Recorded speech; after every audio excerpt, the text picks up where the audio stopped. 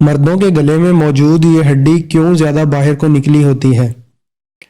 ہر انسان کے گلے پر درمیان میں ایک غبار ہوتا ہے جو خواتین کی نسبت مردوں میں بہت زیادہ نمایاں ہوتا ہے۔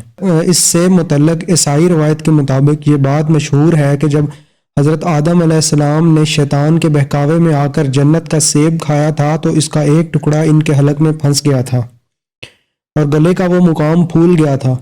مگر اس بارے میں سائنس کیا کہتی ہے، یقیناً یہ آپ کے لیے بھی دلچسپی سے خالی نہ ہوگا۔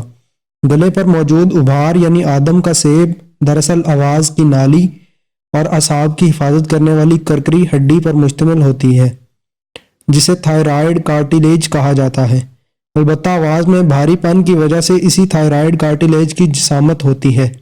بچپن میں لڑکوں اور لڑکیوں کی آواز میں کچھ خاص فرق نہیں ہوتا، جبکہ اکثر لڑکوں کی آوازیں بالغ ہونے پر زیادہ بھاری ہو جاتی ہیں کیونکہ بلوغت تک پہنچنے پر ان کی تھائرائیڈ کارٹیلیج کی جسامت بھی خاصی بڑی ہو جاتی ہے۔ سائنسدانوں کا کہنا ہے کہ جن مردوں میں یہ ساخت آدم کا سیب زیادہ بڑی اور باہر کو نکلی ہوتی ہے ان کی آواز بھی اتنی ہی بھاری اور کھردری ہوتی ہے۔ چونکہ عورتوں میں بالغ ہو جانے کے بعد بھی تھائرائیڈ کارٹیلیج کی جسامت میں کچھ خاصا اضافہ نہیں ہوتا، اس لیے ان کی آواز بھی مردوں کے مقابلے میں زیادہ باریک ہوتی ہے۔ البتہ کچھ خواتین میں یہ ساخت زیادہ ابھر آتی ہے اور نتیجتاً ان کی آواز بھی مردوں جیسی بھاری ہو جاتی ہے۔